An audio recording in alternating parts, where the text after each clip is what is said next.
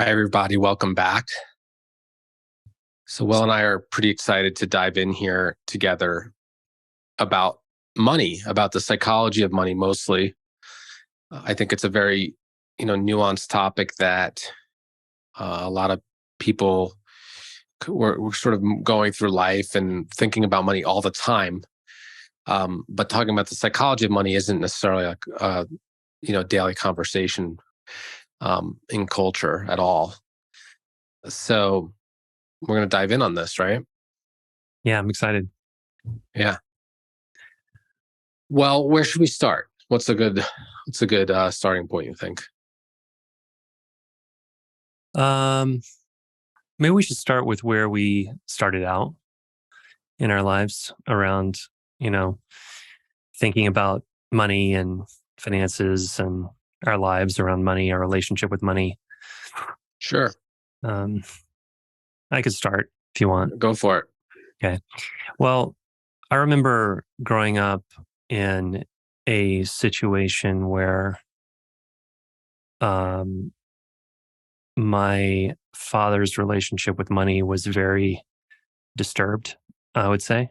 Um, he was an entrepreneur. He had a really cool idea in the early 70s. It went very awry. He borrowed lots of money. He didn't pay people back. He ended up getting in big trouble, going to prison. And so that was kind of my dad's side of money. And my mom's side was um, she came from a kind of traditional old Southern family where her family wasn't wealthy at all by any means.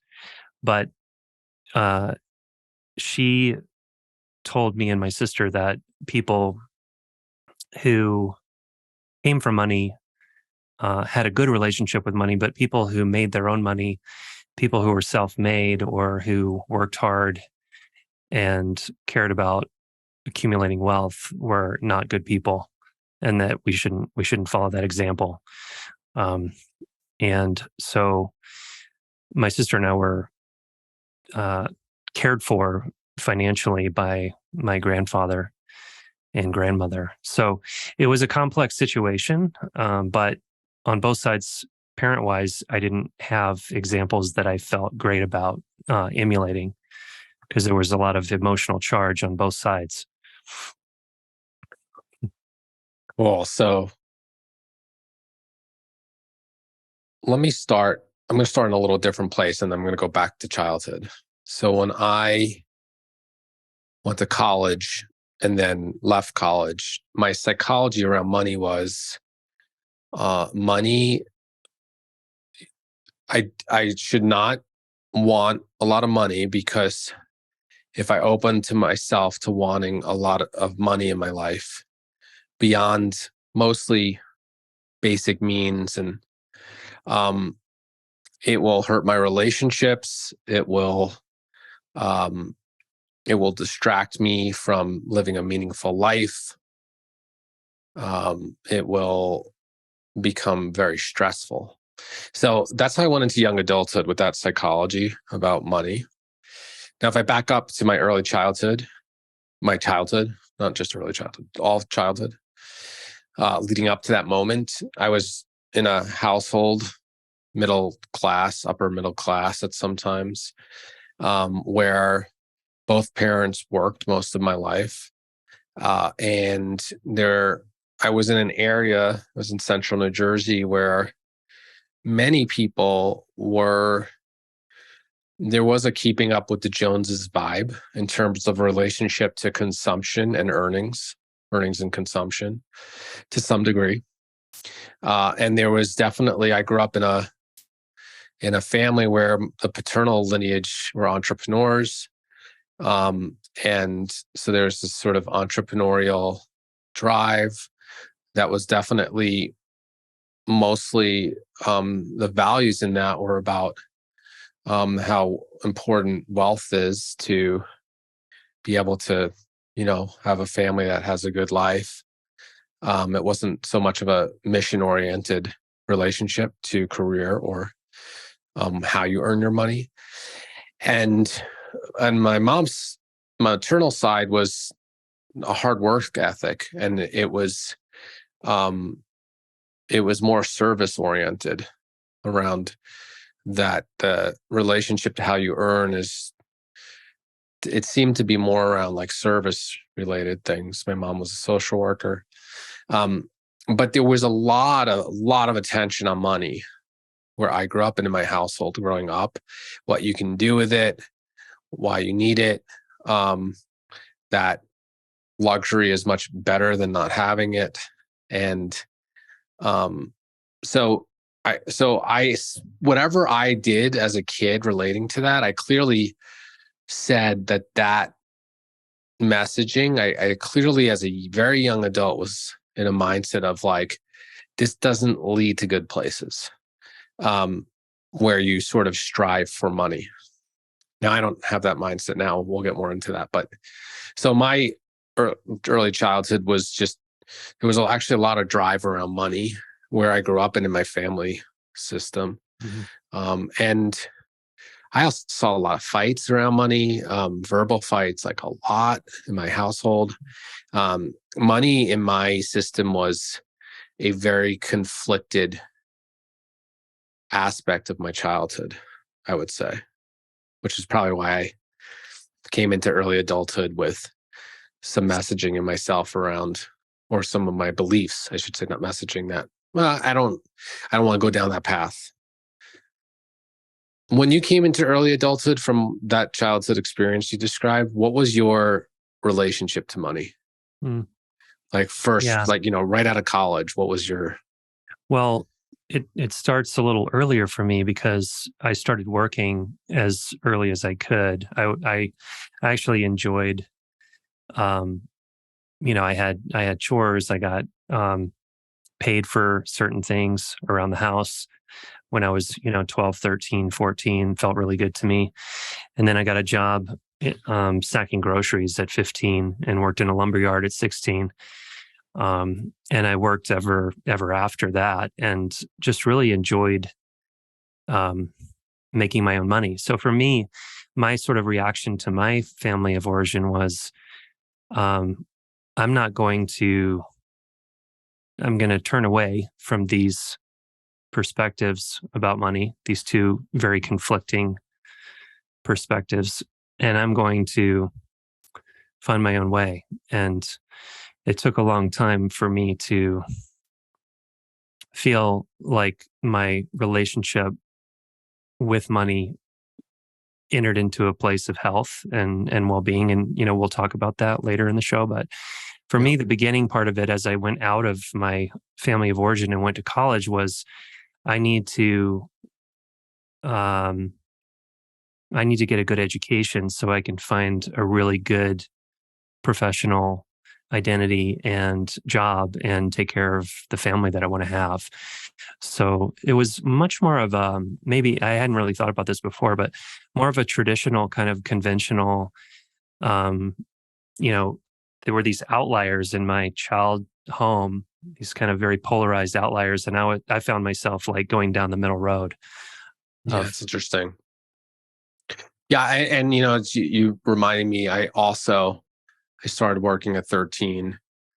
So work ethic was actually, I didn't want to depend on, this is an important part of the narrative that I'm kind of realizing right now. Like I was very much, I didn't want to have to depend on my family for money as an adult. That was also part of my reaction to the situation. But I also got a separate conversation, which is like work ethic. There was a really beautiful work ethic in my family for the most part that got instilled in me. So I was, working starting at 13 too, bagging groceries. So we both kind of launched into adulthood, right? And you kind of had a message of like, how do I responsibly take care of things? And I went into a more of a sort of almost light-handed monastic kind of attitude of like, well, I don't need much. I'm not going to need much. I don't want to need much.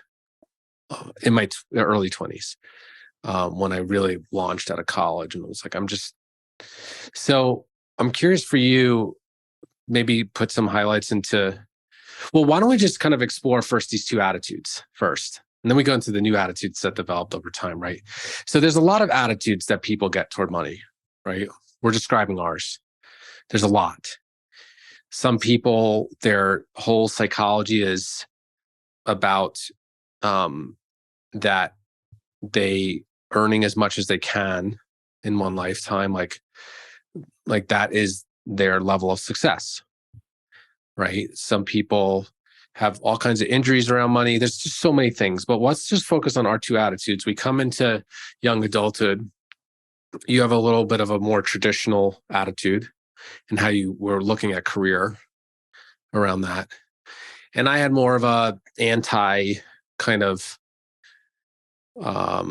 rebellious sort of attitude from what I was raised in around the values around money. So what kind of evolved for you in that way that you were relating to money over time? Well, there was still a big shadow for me coming out of college and into medical school around um, the kind of setup that I had as a teenager, where I relied heavily on the generosity of my grandparents for private school and other things that I needed.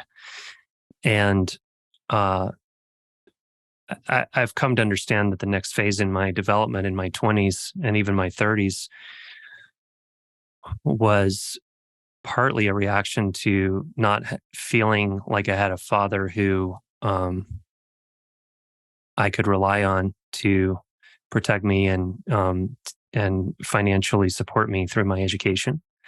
So what ended up happening was uh, well, the kind of education I was in was really hard to work because it was,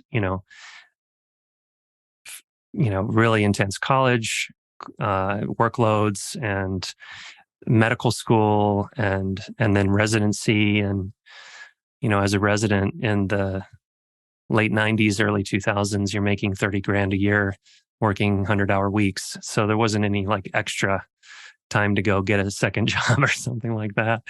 Right. Uh, but, um, during that time, I met and fell in love with the person who was my first wife, who had come from a family with a lot of money. And uh, we loved each other in its own right. We were there in relationship because of each other. But there was a shadow operating in me around the fact that her family had money and her father was willing to help us out.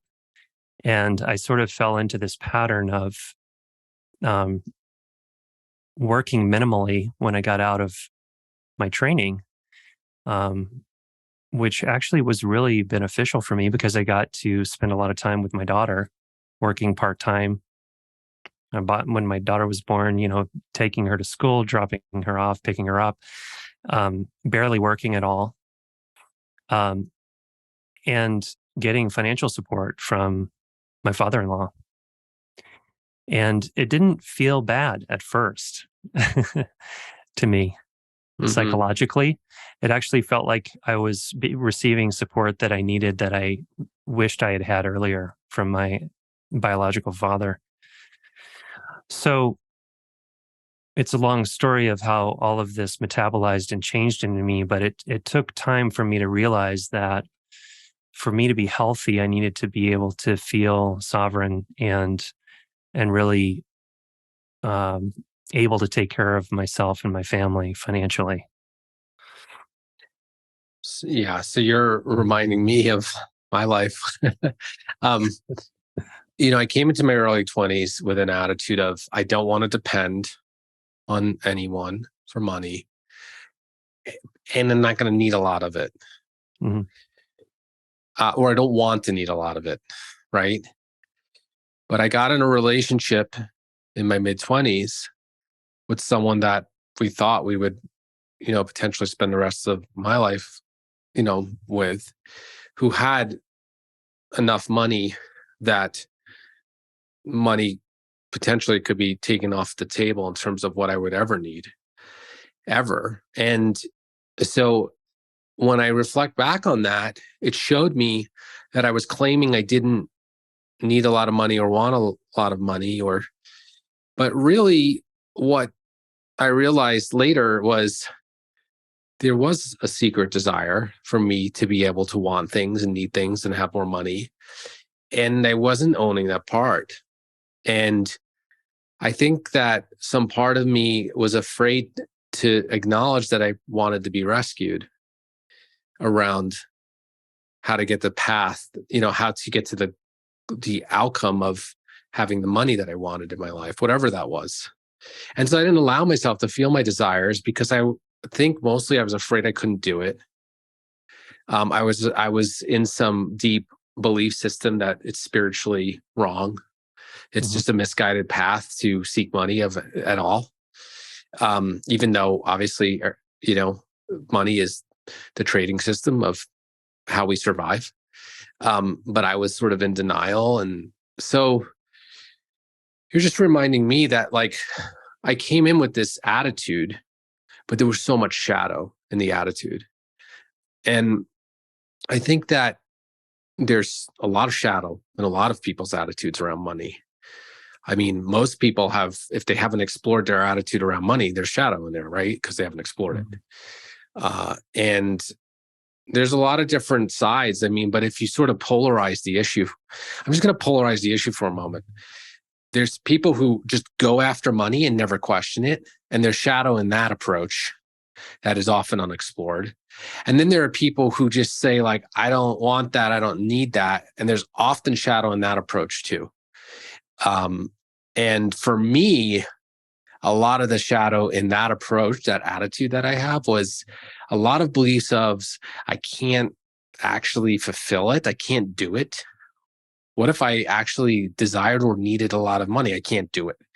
So that was one shadow in my, I think, early 20s in my belief system that I wasn't aware of. I don't know how to do it. I can't do it. I'll fail. Um, and then there was this other shadow I had to work through of like, it's not spiritual to have a goal or to seek money as any kind of driver. Like, it's just not spiritual.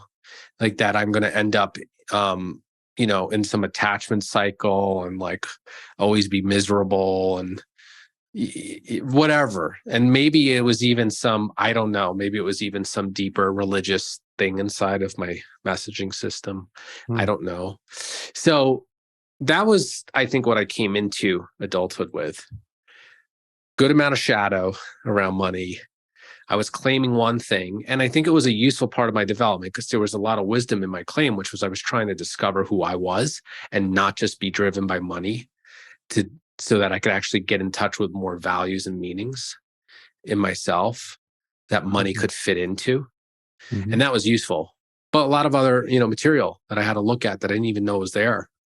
Um, but thanks for sharing about your first marriage because, I had a similar situation where I was Mhm. facing a lot of money and I started to have a lot of different feelings come up in that moment where I'm like, well, that's nice. Right. That's Yeah. really nice. And, I was claiming I didn't need that. So why is it so nice now? Right. So, Right. yeah. Yeah. I mean, I'm becoming aware as you're speaking about, the similarities in that beginning for us in our 20s around money, that there was just a really strong, it's a little embarrassing to admit it, but entitlement that I felt. Um, I actually felt, and it's really different now.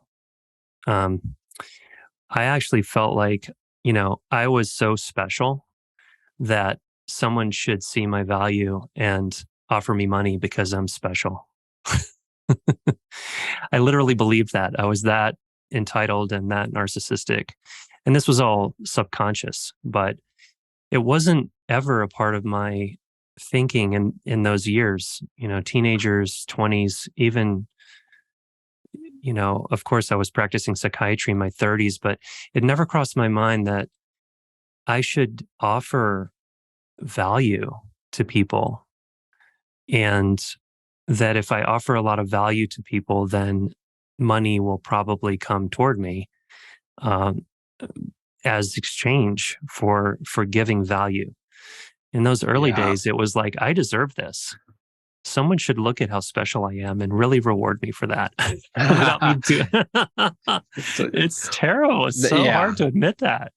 I have a little funny story about this. So on my, sojourn in my early 20s where I was like, I don't need a lot and, I'm not going to need a lot. But maybe one day, I don't know.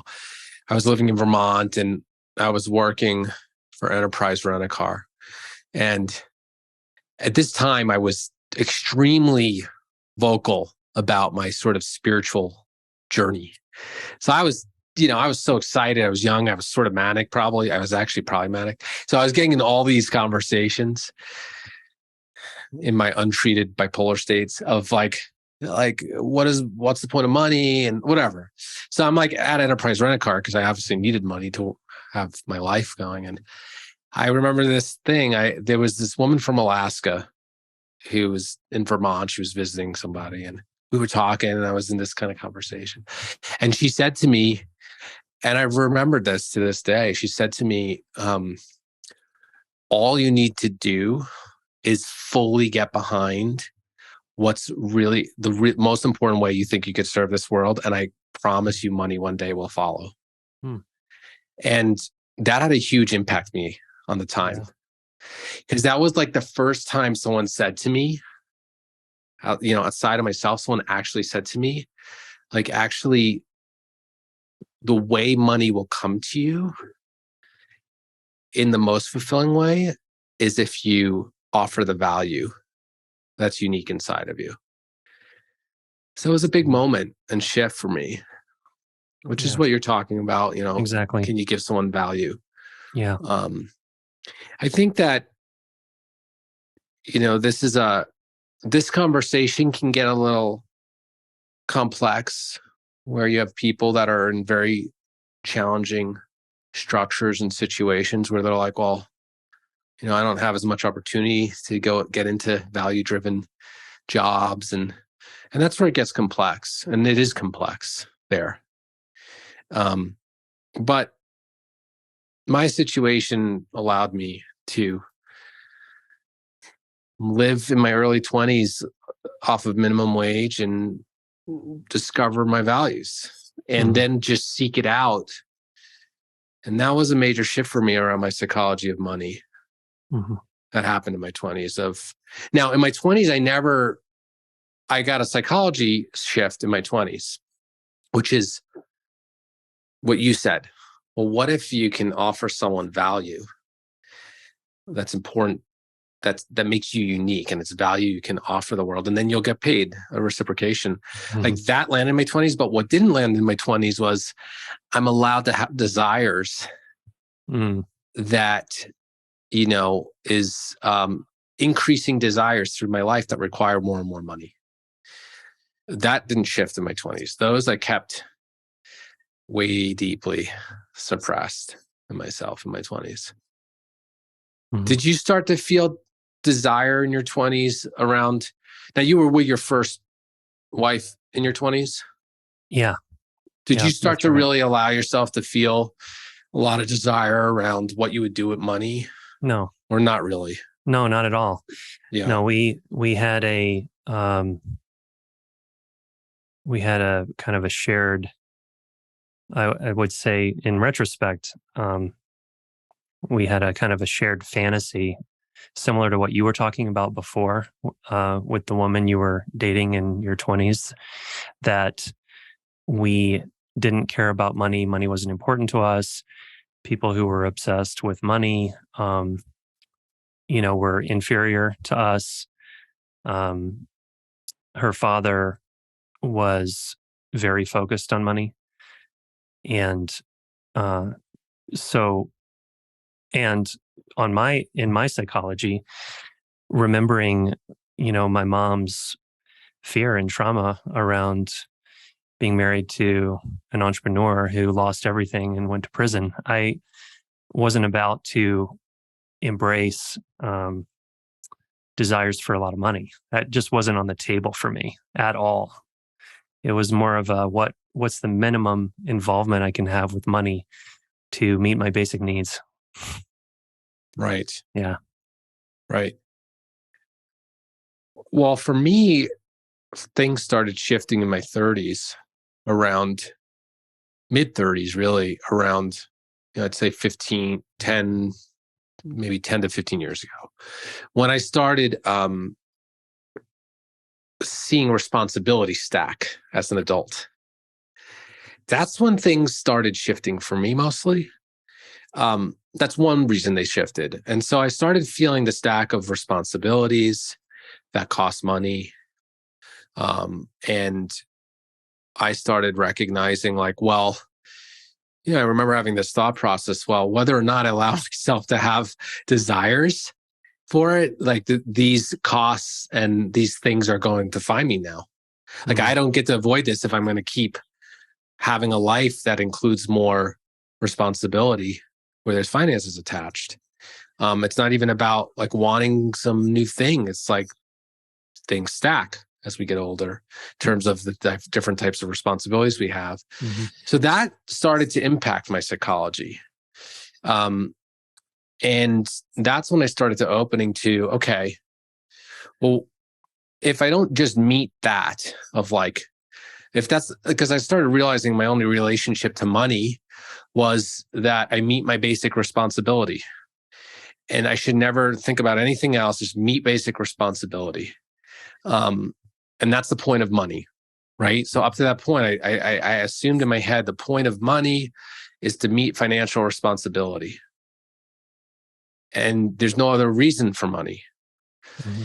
And then as they started getting bigger, that need was growing. And then I started recognizing maybe it's not the only point of money is to meet basic financial responsibility.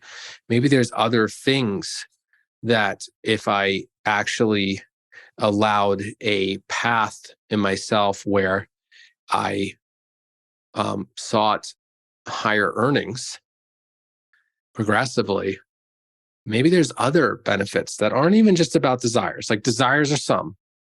There's the benefit of being able to create more experiences with my family, which was amazing. It has been amazing.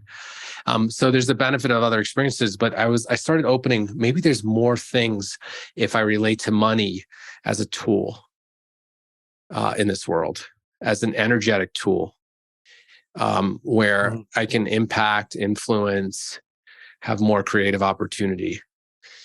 When I started switching my psychology into that, it became much easier for me to have reasons to earn more money.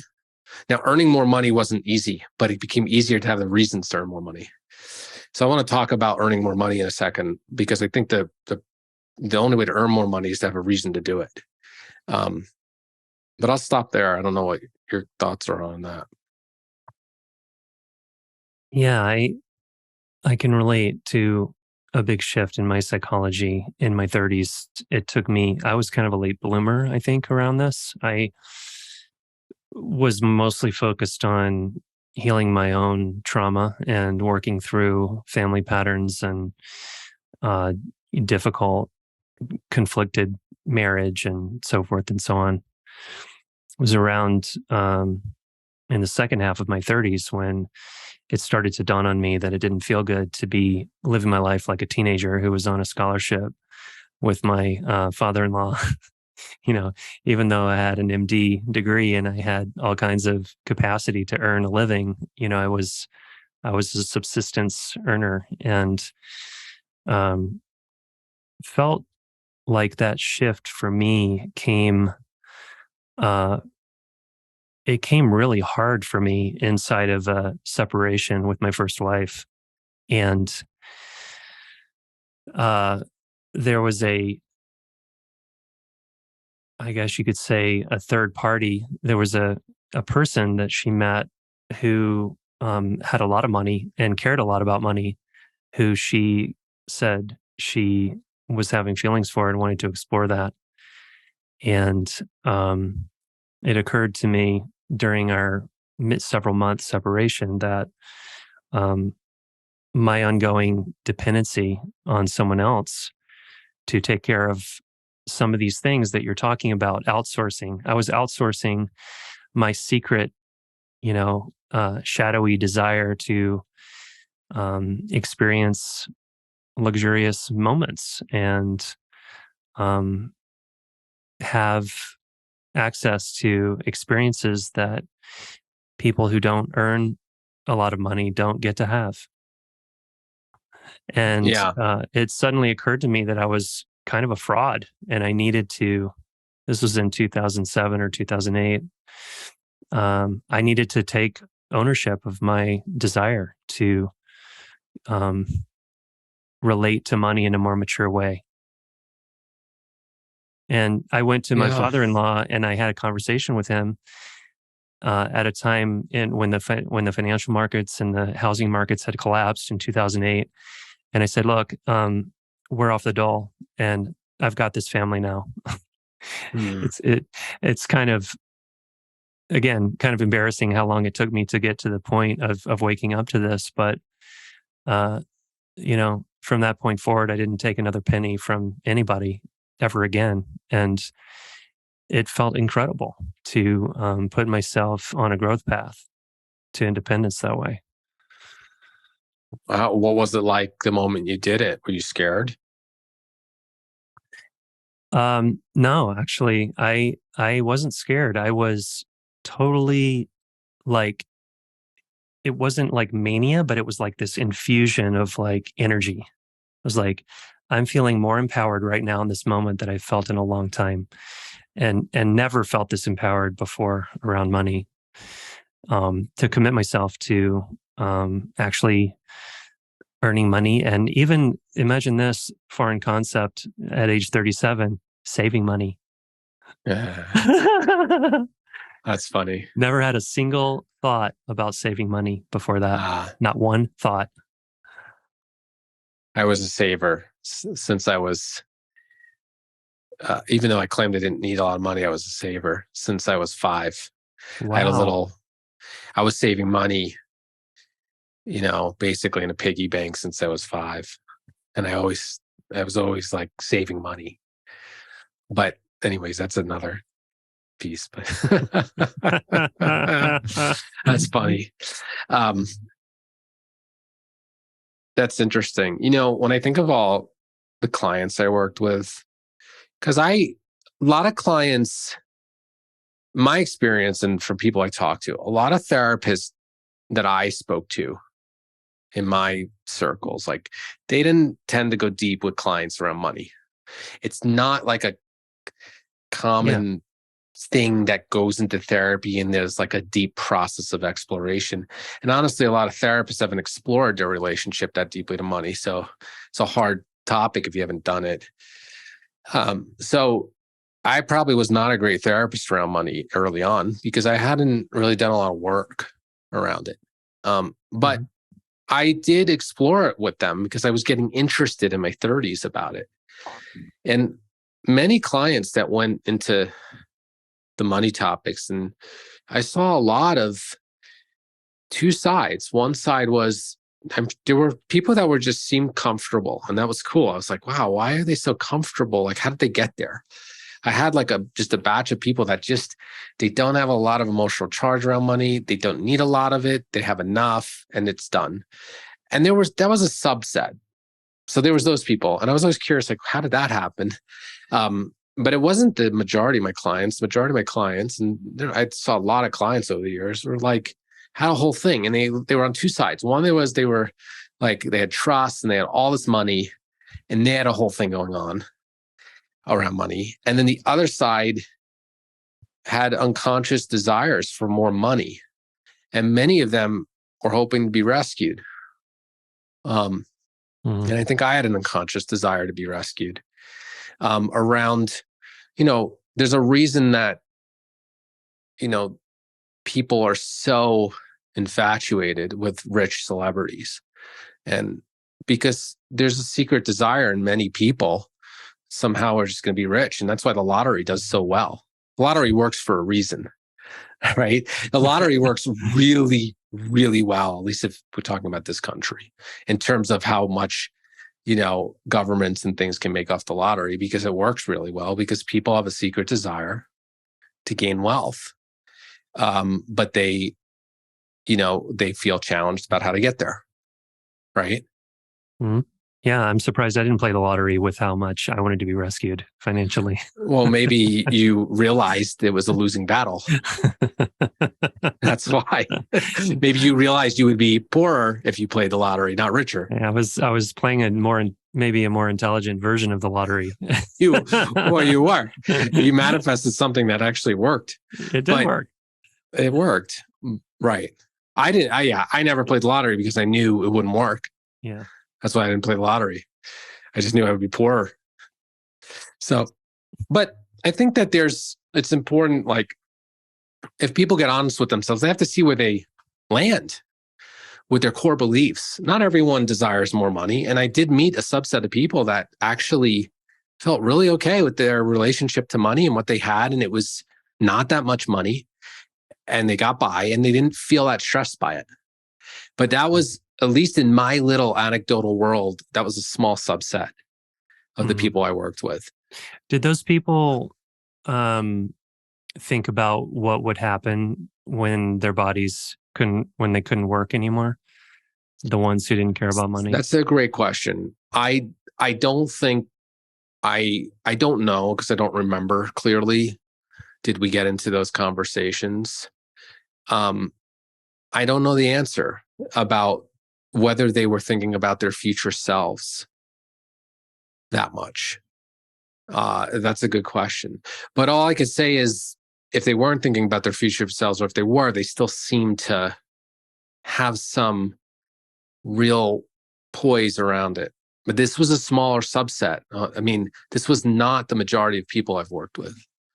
The majority of people I worked with are not, when they get into their core beliefs and we explore it and poke around, are actually have a lot of conflict about money and have a lot of unexpressed desire.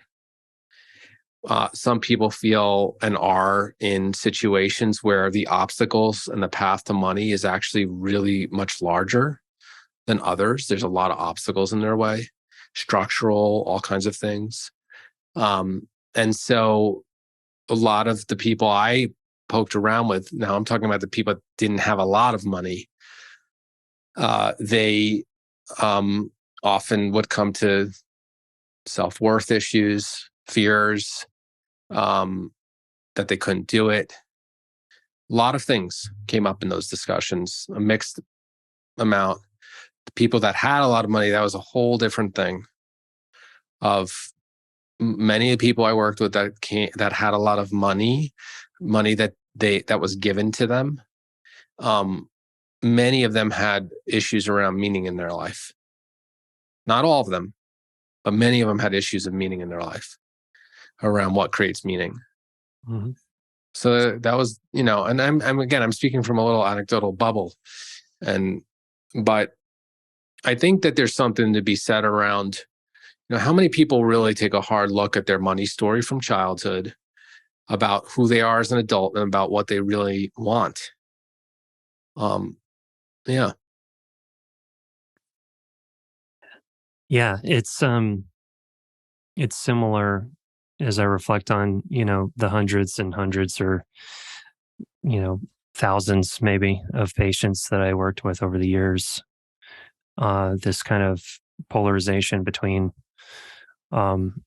people who, as you've said, were maybe over-focused on money as self-worth.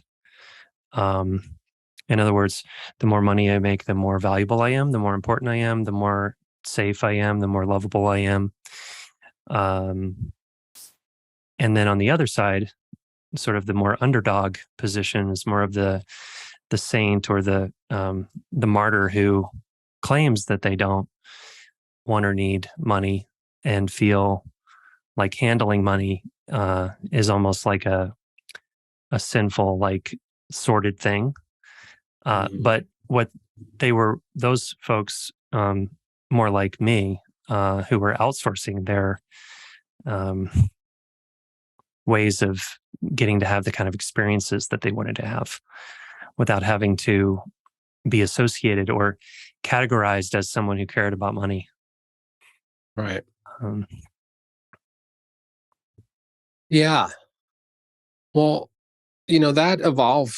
I'll just go again to myself for a moment. That evolved for me, right? Around the more sort of martyr attitude, or it was more of a monastic attitude for me or something, aesthetic attitude, um, that evolved into, um, that money, the flow of money, um, in and of itself is generative. It can be generative if you relate to it that way, and if you're able to stay present and connected to what's meaningful and how you can help the world.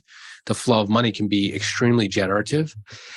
And then I had to face a way harder problem, which was all of the ways that I get in the way of earning money. And whatever else, the challenges outside of myself, for me, a lot of it was myself. And that was hard. And that's been hard, which is, um, what, how do I overcome my blind spots around self worth issues, um, and around discipline, right? Effort, mhm, efficiency, productivity, strategy, staying in a state of presence and magic. Like, how do I work at that in a progressive way? And this is where wealth can be spiritual wealth. It's not always, it could be spiritual illness. But I think that the relationship to money, like depending on your relationship to money, it's just like anything in the world. It's either a spiritual practice or, right, a spiritual wellness practice or a spiritual illness practice. And I went in thinking as a young adult, it can only be a spiritual wellness practice. mhm, That any practice around money or earning progressively more money, I went in my early 20s, mostly, I had moments where I didn't, but mostly thinking that was a spiritual wellness practice by default. And I think this is where, I think it's really important to not put people in a box about anything. Like, mhm, until you really get to know a person, you don't know what meaning is behind what they're doing. And if we're talking about money specifically, I mean, sure, we could probably assume we can tell when someone's acting out of very impulsive places and just be like, well, that's an impulsive thing. We don't like that. But you don't really know where people's strategies are coming from. And so for me, something that has really developed over the years is really understanding money as a spiritual wealth practice. Um, where it's like, I can serve more people, I can help more people, I can create more experiences for people, I can create more experiences for myself. It's a self and other practice. And um, I can mhm, reach more people. There's other ways to reach people, but this is one way. So as that opened up, my access to money opened up and my desires opened up, which was cool. And I just happen to turn out, I've got some nice size desires. I don't have crazy huge desires, and that's fine if people do. But I do have desires that cost money, um, inside of me, and I'm learning to love those more and more, as you've seen, and um, that can become a beautiful thing. mhm, But once you start loving those desires, now you're faced with: are you going to go try and get them met or not? So when you really open yourself up fully to living in and owning those desires in ourselves, um, then you have to confront and go, well, one, is there any way I could even do that? Because for some people, there's not. I mean, there are situations like being in jail. There's a lot of situations, sure. where the road too is super steep and long. Poverty. There are situations that the challenges are very different, but you do have to confront, if you really explore in yourself, what are my financial desires, which I think every person listening right now should go and really look at what are my true desires that I want to achieve with money. What are they? And then you have to ask yourself the question of, am I willing to try and make that happen, even if I fail? That's a different journey. And you're going to succeed at some and fail at others. Mm-hmm.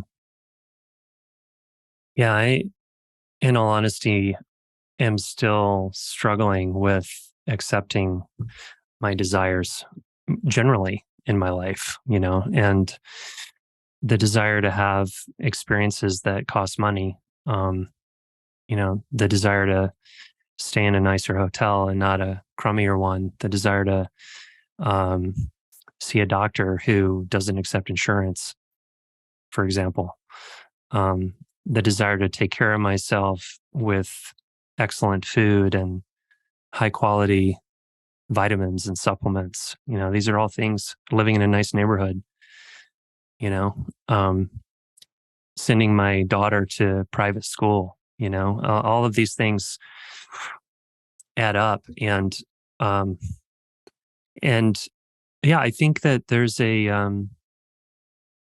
we could probably talk for another, couple hours at least about desire and how our culture relates to desire as a thing.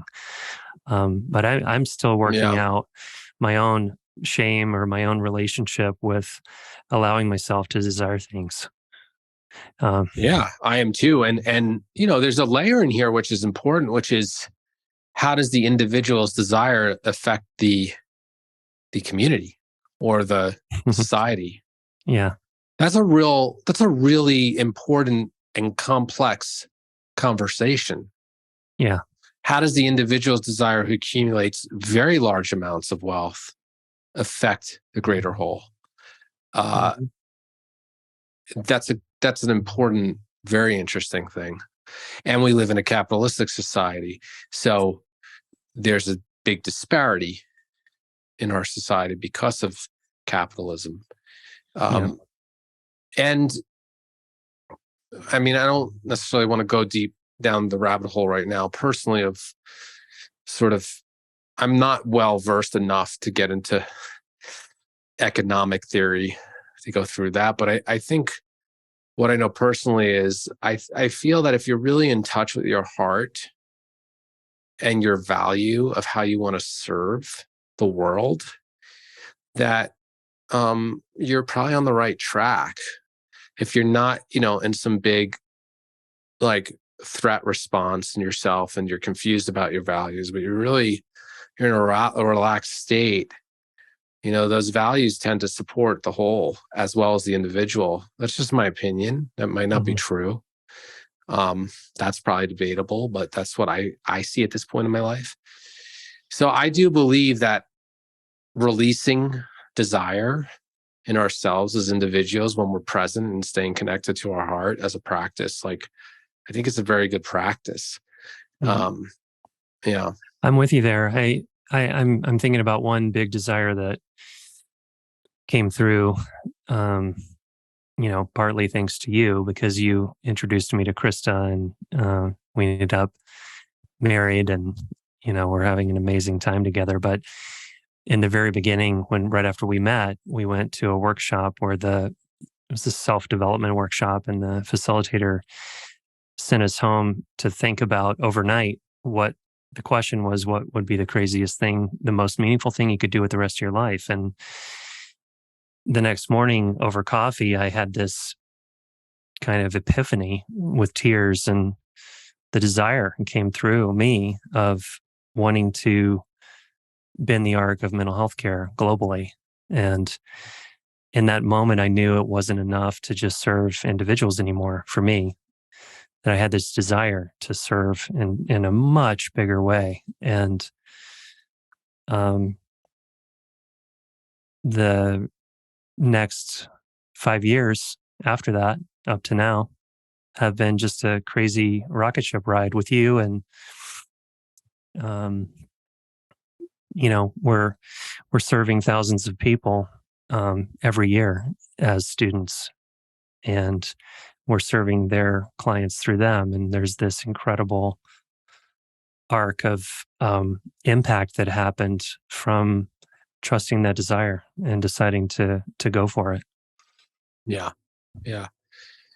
Yeah. And I think my wife has woken me up in a lot of ways around this stuff. I mean, I think she and I have both had a parallel process around waking up to mission-based service as a means to earn money. And we both started in mission-based service as where we started without thinking about waking up to money.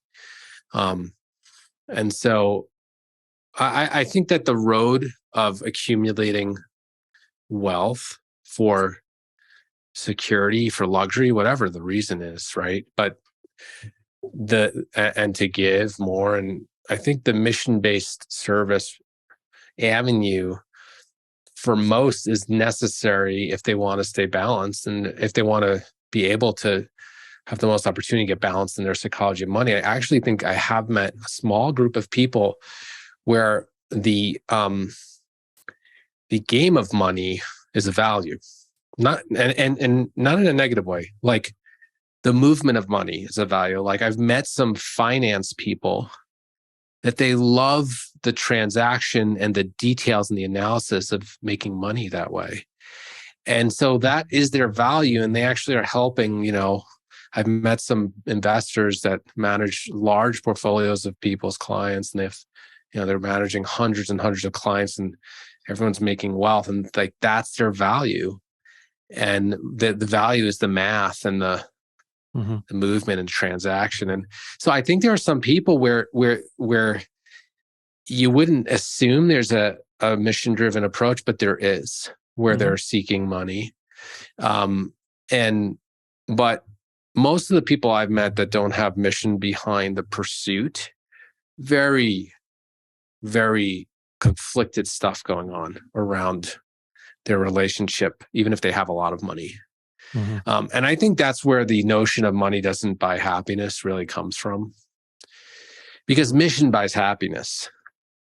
Service buys happiness, right? Money is a thing that can increase opportunity for more types of experiences and things like that and whatever else. But this money doesn't buy happiness saying, this cliche saying, I think really comes from money will make you, if not more unhappy, if your only pursuit is money and you're not pursuing meaning in that pursuit, then it definitely doesn't buy any happiness. I think that's where there's a lot of chaos and internal conflict and things. It might make your situation feel a little more secure. That can ease things. At least temporarily. I mean, I think that's one of the confusing messages in media in a capitalistic economy is, if you buy this thing, or if you get this, or if you make this much money, you're going to feel happy. And that hasn't been true for me whatsoever. Living for a higher cause and pouring my time and life force into a bigger mission is just so easy to get up and want to go work on that every day. It's like, it's such a blessing to have meaningful mission to run after every single day. Yeah. You brought up society. I'm glad you mentioned that again around consumption. I think it's worth just exploring that a little bit as we're winding down. I think people can get confused with consumption, overconsumption as addiction and desire. Yeah. And it doesn't mean that if you're releasing to your desire and following it, that now you're going to be overconsuming. I don't assume that, actually, because I think there are balance points inside ourselves to regulate our nervous systems so that there's desires that actually they invest in the fulfillment of our lives and the future of our lives. But there's addictive tendencies when we can get into consumption where we can overconsume and overindulge.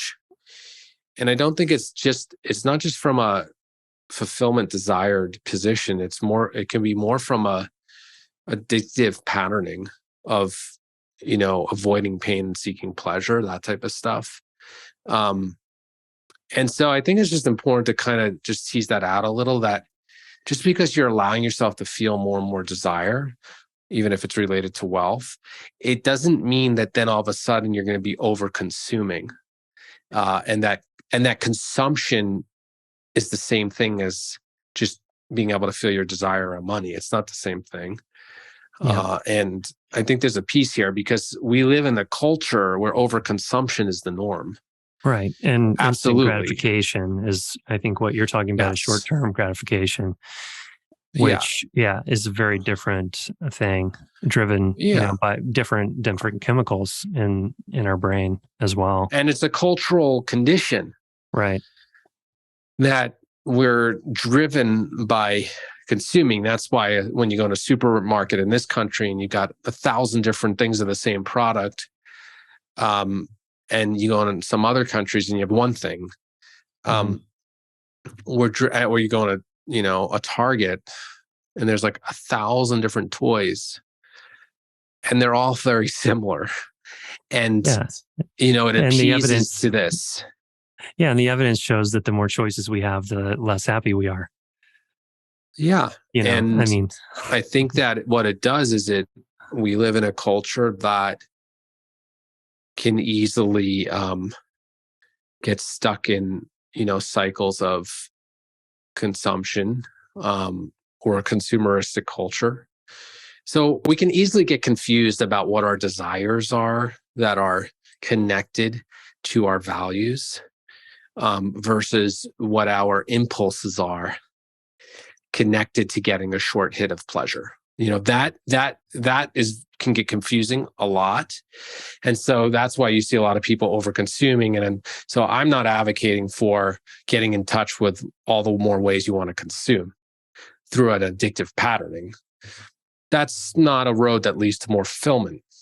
right. It leads to more short hits of pleasure and a lot more longer hits of pain. Exactly. Yeah. Yeah. I'm glad you made that distinction. That's really important here when we Yeah. explore desire. Yeah. Yeah. Well, as we're wrapping up, any last things you want to put in here? I'm